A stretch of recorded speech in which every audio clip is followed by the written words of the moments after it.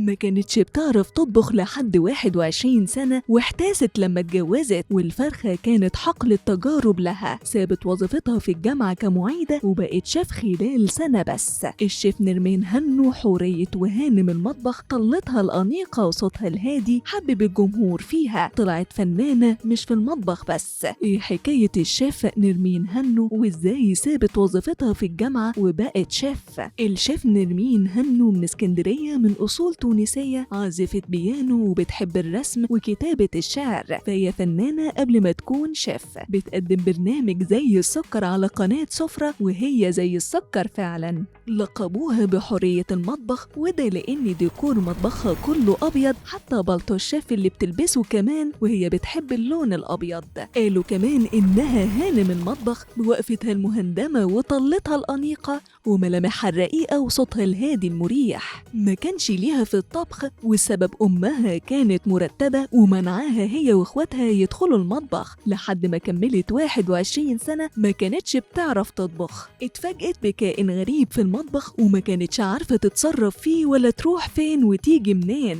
الشيف نرمين هنو كانت محتاسة، تخيلوا، ولكن دي كانت البداية. جربت وواحدة واحدة لقت إن الوقت اللي بتقضيه في المطبخ أحسن وقت في اليوم، وبتكون مبسوطة على عكس أي حاجة تانية ممكن تعملها في البيت.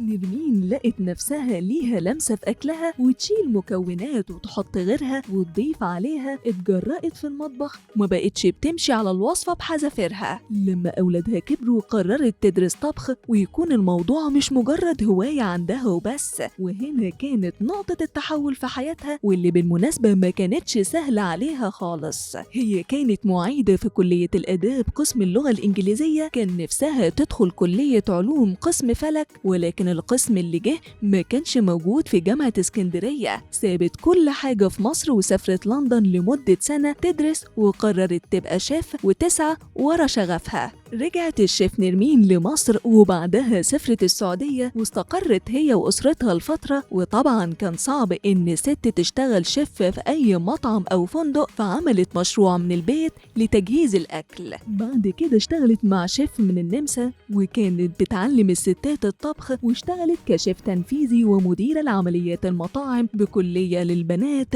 وبعدها راحت لشركة كنور كشيف تنفيذي برضه. ورغم إنها شيف حلويات وحوادق، ولكن كان دايما يطلب منها التركيز على أطباق الحلو، إن مفيش حد متخصص في الحلويات كتير. وقدمت أول برامجها في قناة فتافيت ولا في الأحلام لمدة 5 سنين، وكشيف تنفيذي تشرف على محتوى القناة البرامجي ووصفات الرعاة ورئيس التحرير مجلة فتافيت. وفي 2016 كانت مدير عام لمدرسة كوردن بلو في لبنان. الشيف نرمين سابت اسكندرية من 2018 واستقرت في القاهرة لحد ما ظهرت على قناة سفرة في برنامجها زي السكر، وكمان بتقدم خدمات استشارية لأكتر من مطعم مشهور جدا، وعضوة في أكثر من جمعية طهاة في مصر وحول العالم. وصدر لها كتاب عن الحلويات حقق مبيعات كويسة. ورغم شهرتها دي، ولكن قالت في البيت مش بعمل أكل إلا لو عندي مزاج،